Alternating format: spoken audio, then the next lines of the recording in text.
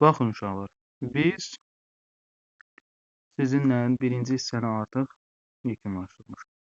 Birinci hissədə biz keçdiyimiz mövzular ki var, həmin hissəni, ümumiyyətlə birinci hissədəki mövzuları tam şəkildə %70%-ni mənimsəməliyik ki, ikinci hissədə qarşımıza çıxan istənilən mövzunu anlayaq, qavrayaq və onu testdə tətbiq edə bilək. Aydın oldu. Ona görə mən birinci hissəni keçəndə demişdim ki, birinci hissədə çalışın heç bir problem özünüzdə saxlamayın. Əgər ki, hər hansı bir hissədə müəyyən bir probleminiz olsa, o problem sizin ər ya da gec qarşınıza çıxacaq. O qarşınıza çıxdığı müddətdə ikinci hissəni keçdiyimiz müddət olacaq. Ona görə necə ki, vaxt gec deyil, birinci hissədə olan hansı mövzudakı probleminiz var, onu mənə deyin. Biz onu əvvəlcədən həll eləyək ki, ikinci hissədə qarşımızda hər hansı bir çətinlik qalmasın. Aha, bugün sizinlə baş üzvlər, ilk olaraq baş üzvlər haqqında danışacağıq. Baş üzvlər. Yoldaşlar, baş üzvlərimiz iki hissəyə ayrılır. Daha doğrusu iki dənədir. Mübtəda və xəbər. Mübtəda və xəbər. Mübtəda baş üzvlərin içərisində ən müstəqil üzv olandır. Xəbər, yadda saxlayın ki, xəbər mübtədadan asılıdır. Bunu bir nəvi necə yadda saxlayın? Ailədə iki idarəçi olan, belə deyək, ailənin sütunu iki şəxs üzərində qurulur da, ana və ata. Onlardan ən hegemonu kim olur həmişə? Çox vaxt belə deyək də, ata olur. Ana hər hansı bir işi görəndə atanın rızasını alır, görür də, düz deyil. Bir nəvi baş üzvlərin mənimsənilməsi də, baş üzvlər dedikdə öyrənilən və başa düşülən həmin ifadə də elə bu qavramdır. Mübtəda və xəbər ailənin sütunlarını təşkil edən ata və anadır. Orada mübtəda ata rolunu təşkil eləyir. Xəbər isə ana rolunu təşkil edir. Salam Fatimə. Xəbər isə ana rolunu təşkil edir. Xəbər mübtədadan asılı olur. Amma mübtəda heç bir kəsdən, heç bir cümlə üzvündən asılı deyil. Məhz bu xüsusiyyətinə görə də biz deyirik ki, mübtəda ən müstəqil üzv hesab olunur dilimizdə. Yadınızdan çıxartmayın. Mübtədanı necə öyrənək? Bəzən şagirdlər ümumiyyətlə bu dərsdə biraz problem yaşayırlar, amma mən sizə deyə bilərəm ki, ümumiyyətlə nəinki bu mövzu, ikinci hissədə keçirilən istənilən mövzunun hər birisi asan mövzulardır.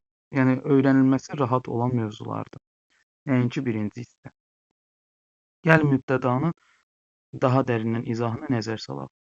Mübtədalar cümlə daxilində yalnız kim, nə və hara sualına cavab verən sözlərdir. Baxın, mən burada hansı ifadəni işlətdim? Yalnız ifadəsini işlətdim. Yalnız bu üç dənə suala cavab verir. Bunu mən nəyə görə işlətdim? Bəzən cümlədə elə sözlər verir ki, həmin söz nə sualına cavab verir, amma onu mübtəda kimi götürmür. Bilin ki, yoldaşlar, bunu indi birazdan keçəcəyik. Dilimizdə nə sualına cavab verən ancaq mübtədalar olmur. Tamamlıq da nə sualına cavab verə bilər. Hara sualına cavab verən təkcə mübtəda olmur. Yer zərflikləri də hara sualına cavab verə bilər. Bəs bunları mən necə fərqləndirim? Yadda saxlayın, yoldaşlar. Əgər cümlə daxilindəki söz nə sualı ilə bərabər, nəyi sualına da cavab verə bilirsə, nə sualı ilə bərabər, nəyi sualına cavab verirsə, deməli o, biz həmin nümunədə o sözü mübtəda götürməyəcəyik. Onu biz tamamlıq götürəcəyik. Məsələn, o yerdən bir daş götürdü. Yerdən daş götürdü. Daş götürdü.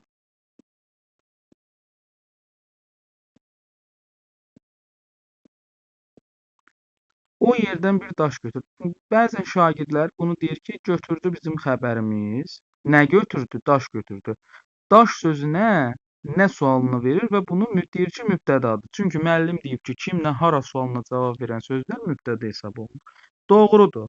Kimlə hara sualına cavab verən sözlər mübtəda hesab olunur. Amma müəllim orada yalnız ifadəsini də işlətmişdi axı. Demişdi ki, yalnız bu 3 dənə sual ortaya çıxmalıdır. Məsələn, yerdən bir daş götürdü. Mən burada daş ifadəsinə ı şəkilçisini artırandan sonra bu sözə nə sualında bu sözə verəcəyim o nə sualı çönüb olur nəyi. Daş götürdü, nə götürdü, nəyi götürdü. Aydın oldu.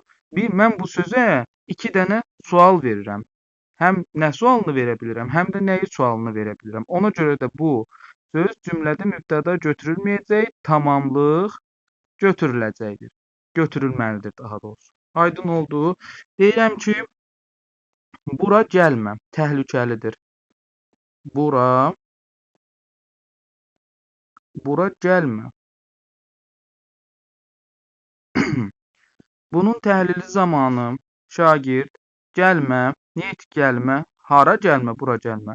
Bura sözünü mübtəda götürür şagird. Amma yadda saxlayın ki, əgər hər hansı bir söz cümlə daxilində hər hansı bir söz həm hara sualına, həm də hara sualı ilə bərabər haraya sualına cavab verirsə, yoldaşlar, haraya sualına cavab verirsə, deməli biz onu mübtəda götürməməliyik artıq. Nə götürəcəyik? Təbii ki, deməli yer zərfliyi götürəcəyik. Yer zərfliyi mütləqdir ki, götürməliyik.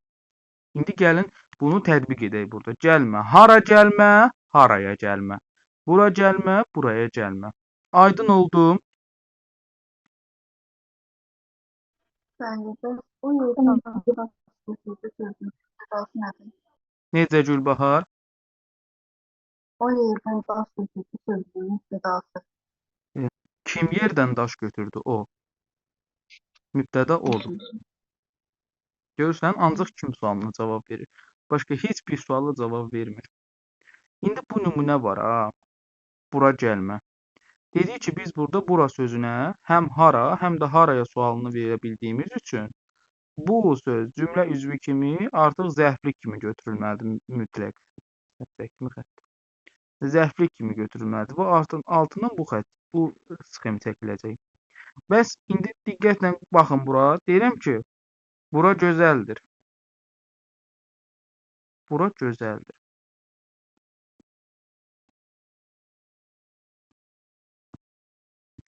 Baxın, mən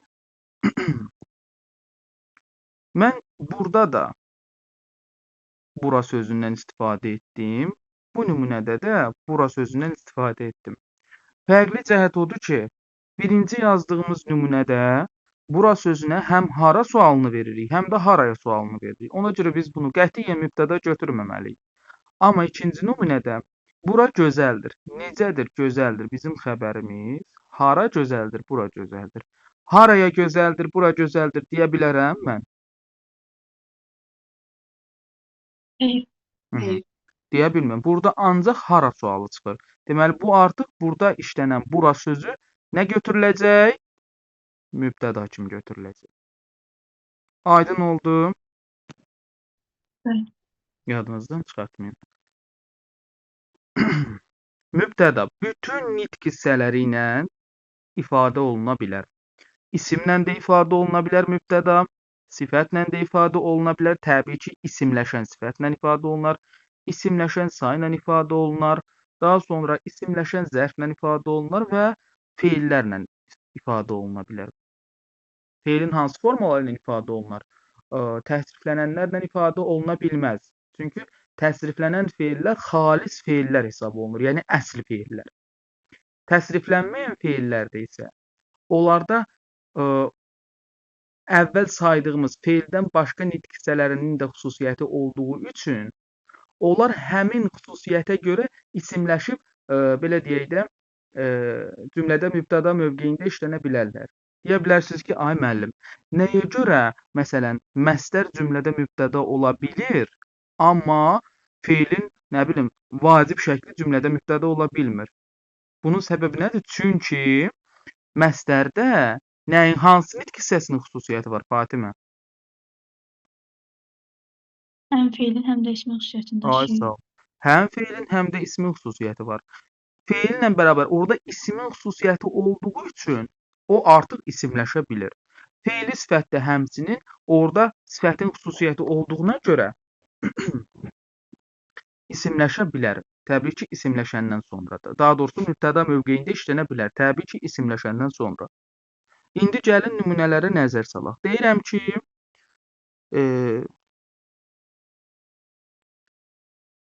Əli danışdı. Nə etdi danışdı? Xəbər. Kim danışdı? Əli danışdı. Cümləmizin mübtədası nə ilə ifadə olundu? Əli ilə, xüsusi isimlə ifadə olundu. Burada mübtəda isimlə ifadə olundu. İkinci nümunə. Deyirəm ki, qoca deyinirdi. Qoca deyinirdi. Qoca deyinirdi. Nə edirdi? Deyinirdi. Kim deyinirdi? Qoca deyinirdi. Qoca hansı nitq hissəsidir uşaqlar? Fatimə, Gülbahar. İsim. Yox. Sifət. Sifətdən. Bəli, qoca sifətdir. Qoca adam, necə adam? Qoca kişi, necə kişi? Qoca düşüncə, necə düşüncə? Sifətdir. Amma burada sifət özündən sonra gələn ismi itirdiyinə görə, məsələn, burada cümlə belə imiş. Qoca kişi deyinirdi. Burada qoca sözündən sonra gələn kişi işlənmədiyi üçün avtomatik olaraq bu kişinin xüsusiyyəti keçib bu sifətin üzərinə. Yəni sifətdən sonra gələn isim ixtisar olunub və həmin ixtisar olunan ismin xüsusiyyəti keçib bu yerdə qalan sifətin üzərinə və isimləşib. O ismin donunu geyinib. Ona görə də cümlədə ismin sualına cavab verir və biz deyəcəyik ki, isimləşib. İsimləşdiyi üçün də burada sifətin sualına cavab verəcək. Daha doğrusu mübtədanın sualına cavab verəcək. Qoca deyinirdi. Kim deyinirdi? Qoca deyinirdi. Burada mübtəda sifətlə ifadə olundu. Üçüncü nümunə.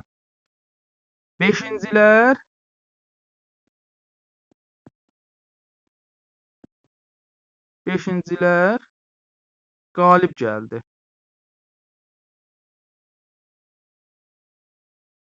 Nə etdi? Qalib gəldi. Kim qalib gəldi? Beşincilər. Burada Miqdar sayına. miqdar saydı yoxsa sıra saydı? Sıra sayını Sırası. işləyir. Aha, sıra sayına. Çünki orada nə var? Mən onu nəyə görə sıra sayı götürdüm? İnci şəkildə. İnci şəkil. Sözün kökü 5. İnci bizim sıra sayımızın şəkilçilər də həmin o sayı isimləşdirdi və bu sayı 5-ci sayının mübtəda olmağına səbəb burada larilər şəkilçisidir. Aydın oldu? Yadınızdan çıxartmayın. Qalib gəldi. Kim qalib gəldi? Beşincilər qalib gəldi. Kim sualına cavab versin? Burada hesab olundu nə? Mübtəda sayla ifadə olundu. Əvəzliyə baxaq. Deyirəm ki, hamı deyinirdi. Hamı danışdı. Nə etdi? Danışdı. Xəbərimiz. Kim danışdı? Hamı danışdı. Cümləmizin mübtədası qeyri-müəyyən əvəzli ilə ifadə olundu. Deməli, yazırıq buradan əvəzli.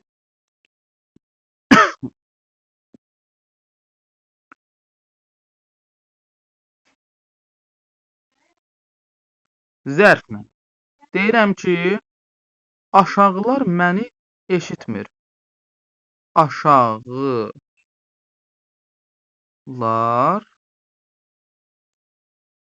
məni duymur. Aşağılar dedikdə, yəni aşağı təbəqənin nümayəndələri. Aşağılar məni duymur. Yəni mən əgər mən varlıyamsa, aşağı təbəqənin aşağılar məni duymur dedikdə, yəni kasıb təbəqə nəzərdə tutulur və yaxud da mən əgər prezidentəmsə, aşağılar dedikdə, yəni məndən aşağı vəzifədə olanlar nəzərdə tutulur. Aydın oldu? Məni duymurdu. İndi bu cümlədə kim sualına cavab verən söz hansıdır uşaqlar sizcə? Gəlin təhlil edək. Duymurdu. Uşaqlar. Ay sağ ol. Duymurdu. Sual verək. Niyə etmirdi? Duymurdu. Məni sözü hansı suala Məni cavab verir? tanımırdı. Ay sağ ol. Kim Kim? duymurdu? Məni duymurdu. Ay sağ olun. Məni kim duymurdu?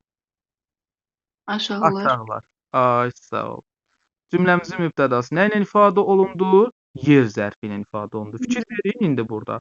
Burada da normalda aşağı sözü zərfdir ya və cümlədə mübtəda mövqeyində işlənməz. Amma bunun mübtəda olmağına səbəb nədir? Lar şəkilçisi. Ay sağ ol, bəli.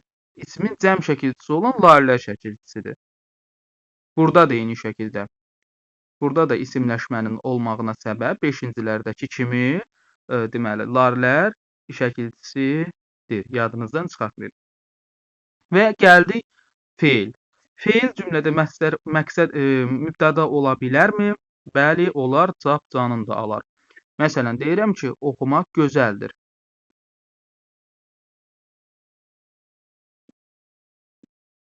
Məsdər məqsədlə yaranır da. Oxumaq gözəldir. Necədir? Gözəldir. Nə gözəldir?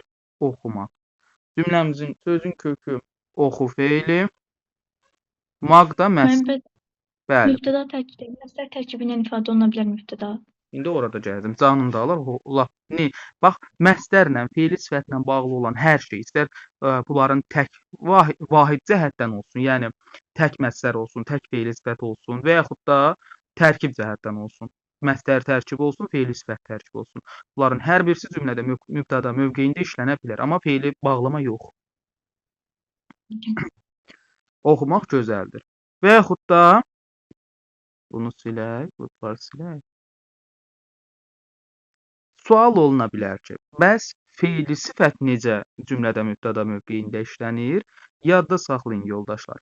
Feili sifət cümlədə, bax dediyi sifətin xüsusiyyətlərini daşıyır axı. Ona görə də cümlədə isimləşdikdən sonra sifət nətər deməli cümlədə mübtəda oldu. Bayaqlar dedik ki, qoca sözündən sonra normalda isim gəlməlidir. Qoca kişi, qoca adam. Ondan sonra gələn isim yoxa çıxdığına görə həmin yoxa çıxan ismin xüsusiyyəti keçib o sifətin üstünə. Yəni sifət isimləşir. Burada da eyni şəkildə feili sifət də sifətlə bağlı olan nitq hissəsi olduğuna görə onun da mübtəda mövqeyində işlənməsi üçün nə olmalıdır? Təbii ki, isimləşməlidir. Aydın oldu? Məsələn, deyirəm ki, oxuyanlar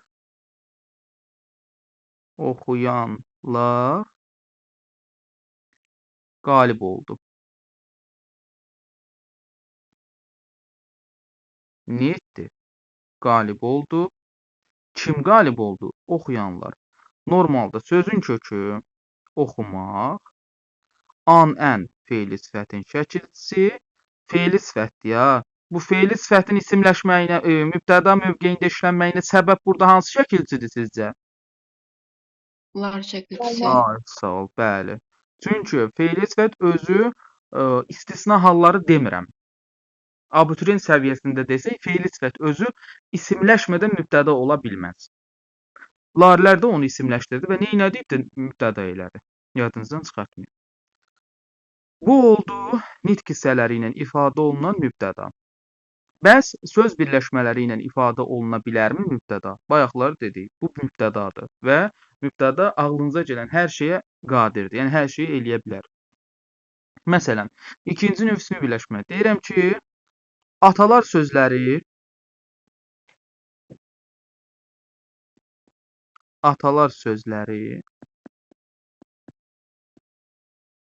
maraqlıdır.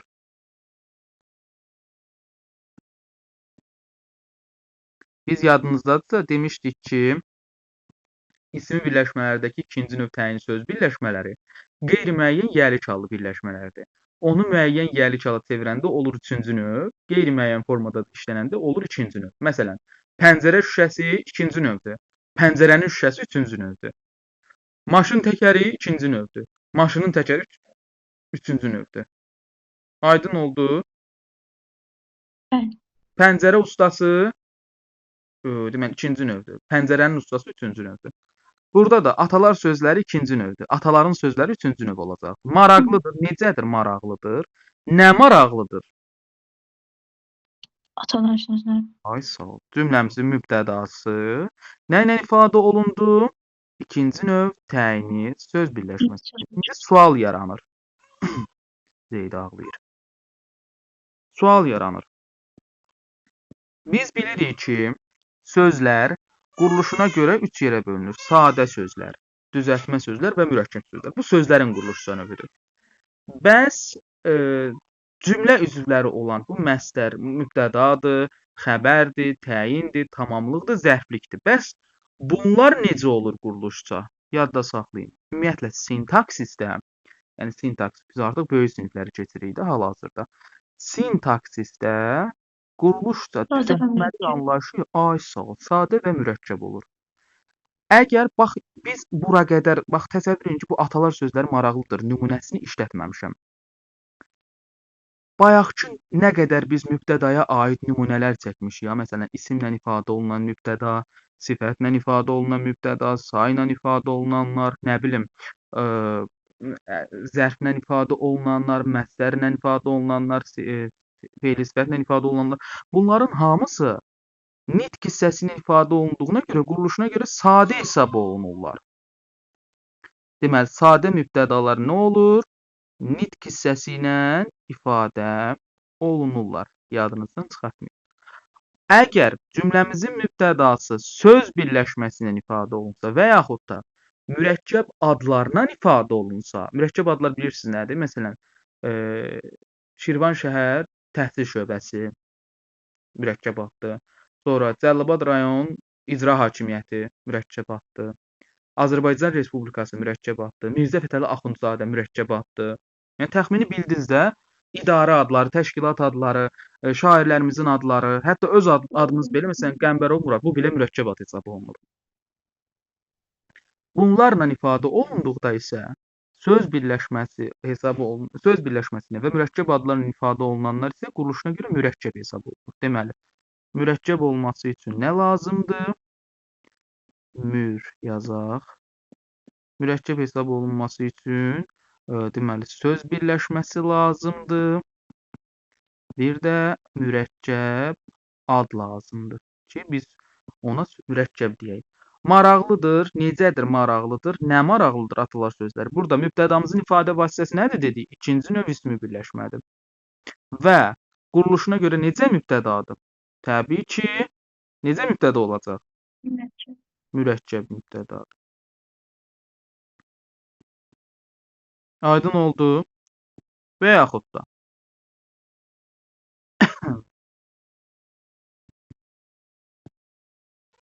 pəncərənin şüşəsi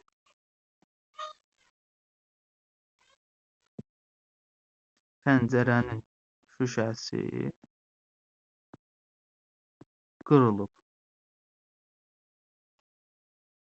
Nə edib? Qırılıb xəbərimiz. Nə qırılıb? Pəncərənin şüşəsi. Bəs burada nə ilə ifadə olundu mübtəda? Üçüncü növ sənin söz birləşməsi. Bəli. Mürəkkəb. Niyə görə üçüncü növ götürdük bunu?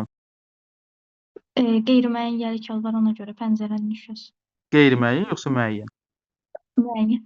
Müəyyən. Qeyri-müəyyən bayaqkı idi. Müəyyən də şəkilçi işləmdir. Müəyyən gəlikalla ifadə olunmuşdur. Quruluşuna görə necədir bəs? Mürəkkəb. Mürəkkəb söz birləşməsidir. Nəyə görə mürəkkəb götürdük bunu? Mürəkkəb adlardır, ona görə Mürəkkəb söz adlı birləşməsindən ifadə. söz Söz birləşməsi. birləşməsindən ifadə olunur. Bəli. Bəli.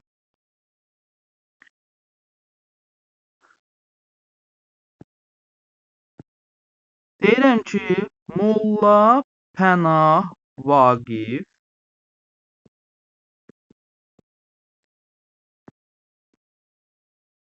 on səkkizinci əsrin görkəmli şairidir.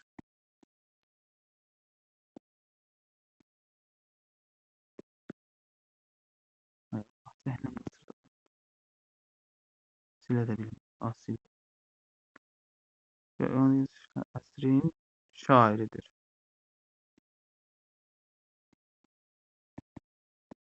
şairidir.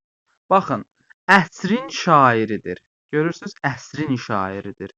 Demişdik axı, üçüncü növü parçalamaq olmaz da, düz deyil. Əsrin şairidir bütöv bizim xəbərimizdir. Çünki parçalaya bilmərəm. Yadda saxlayın. Sintaksisdə kimin, nəyin, haranın sualı yoxdur. Yazıram burada sintaksisdə. Kimin, bəzən şagirdlər kimin sualını verir, sözə nəyin sualını verir, haranın sualını verir və onu mübtəda götürür. Xeyr. Mübtədanın sualları dedik axı, yalnız kim, nə, haradır. Kimin, nəyin və haranın sualları sintaksisdə yoxdur. Yadınızdan çıxartmayın. Şairidir. Nəyin şairidir? Əsrin deyə bilmərəm. Çünki nəyin sualı yoxdur. Bu suallar çıxdısa, kimin, nəyin, haranın sualı çıxdısa, həmin sözü özündən sonra gələn sözlə bütöv götürəcəksiniz. Əsrin şairidir, bütöv xəbərimizdir. Çünki üçüncü növdür. Neçənci əsrin şairidir? 18-ci əsrin. Cümləmizdə əgər yadda saxlayın, sifətləri və sayları isimləşmədikləri halda cümlə üzvü kimi təyin götürəcəyik. Burada da isimləşmir, çünki neçənci sualına cavab verdi. Təyin. Kim 18-ci əsrin şairidir? Cavab verin. Molla Pənah Molla Pənah Vaqif. Vaqif. Molla Pənah Mürəkkəb ad. Vaqif. Bəli, mürəkkəb adla ifadə olunduğuna görə mübtədamız quruluşca sadə hesab olunur, yoxsa mürəkkəb? Mürəkkəb. Bəli, mürəkkəb hesab olunur. Yadınızdan çıxartmayın. Daha sonra.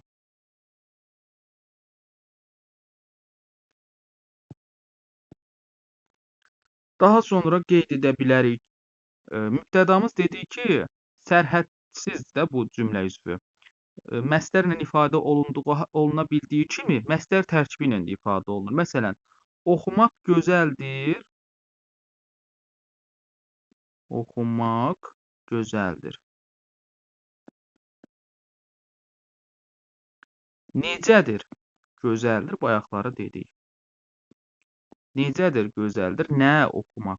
Burada məstərlə ifadə olundu. Amma dərslərini oxumaq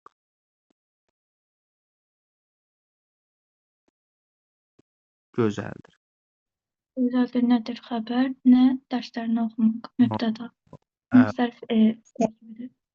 Super, qəşəng, malades. Gözəldir, necədir? Gözəldir. Xəbərimiz nə gözəldir? Dərslərini oxumaq. Oxumaq sözü burada nə elədi? Ətrafına söz topladı. Nəyə görə mən burada dərslərini sözünü, bəzən şagirdlər çaşırlar bu sözü, bu və bu tipdə olan cümlələrin təhlilində. Çaşmamaq üçün nə etməliyik? Baxın uşaqlar. Gözəldir, bu uşaqlar necə çaşır? İndi əvvəlcə onu dedim. Yəni şagirdin yanlışlıq etdiyi cəhəti göstərəcəm sizə. Necədir? Gözəldir. Nə oxumaq? Nəyi oxumaq? Dərslərini oxumaq. Şagird burada dərslərinə sözünə hər zaman nəyi sualını verir, çaşır. Bilməyərək də nəyi sualını verənlər olur. O imtahan həyəcanına qapılıb nəyi sualını verənlər olur. Amma bu çox asan elementar bir şeydir də. Baxın, biz dərsi keçəndə də demişdik axı ötən dərsimizdə. Sözləri nə edirik? Xəbərlə əlaqələndiririk. Əgər əlaqələnirsə müstəqil götürülür. Əgər əlaqələnmirsə müstəqil götürülmür, yanındakına birləşir. Baxın, gözəldir bizim xəbərimizdir də, düz deyil. Oxumaq sözünü gözəldirlə əlaqələndirək. Oxumaq gözəldir. Bax, bunun üstünə 1 yazıram. Buna 2 yazdım, buna da 3 yazıram. 2 ilə 3-ün arasında əlaqə var. Oxumaq gözəldir, deyə bilirəm də, düz deyil. Gözəldir, nə oxumaq? Uzlaşma əlaqəsi var, mübtəda və xəbər arasındadır. Deməli, mən bunu artıq xəbərlə əlaqələndiyinə görə, mən artıq bunu müstəqil mütləqdir ki, götürməliyim. Çünki bu məstər burada mübtəda ilə xəbərlə əlaqələndi. Əlaqələndə dedik ki, müstəqil olur. İndi 1 ilə 3-ü götürək. 1 ilə 3 əlaqəyə girirmi? Xeyr. Çünki dərslərini gözəldir deyə bilmirəm. Əlaqəyə girmədi. Əlaqəyə girmədiyinə görə Mən onu müstəqil götürə bilmərəm və müstəqil götürdüyümüz sözə qoşulmalıdır o artıq. Dərslərini oxumaqla əlaqəyə girir. Bəli. 1 ilə 2 əlaqəyə girir də. 1 ilə 3 əlaqəyə girmir, amma 1 ilə 2 əlaqəyə girir. Hal şəkilçisi var burada, dərslərini oxumaq. Hal şəkilçisi olanda da nə olurdu? İdarə əlaqəsi olurdu. Oxu ikinci tərəfə doğru göndəririk. Deməli 1 ilə ikinci sözün arasında da deməli məna əlaqəsi olduğuna görə deməli mən bunu artıq tərkib kimi götürəcəm. Gözəldir. Nə gözəldir? Dərslərini oxumaq. Cümləmin deməli mübtədası nə ilə ifadə olundu? Məsdər tərkibi ilə. İndi diqqətlə qulaq asın. Birinci nümunədə quruluşsa necədir sizcə? Sadədir yoxsa mürəkkəbdir? Birincidə sadədir. Sağ ol. İkincidə Bəli. İkincidə mürəkkəb. Birincidə çünki nitq hissəsi ilə ifadə olundu. Yəni feillə ifadə olundu. Nitq hissəsidir də. Amma ikincidə artıq söz birləşməsidir. Yəni feilli birləşmədir. Söz birləşməsi ilə də ifadə olunanda nə hesab olunur? Mürəkkəb. Mürəkkəb. Bu sadədir, əla. Bu isə mürəkkəb hesab olunur. Aydın oldu. bəli. Yadınızdan çıxartmayın. Bu bizim oldu mübtəda dərsimiz.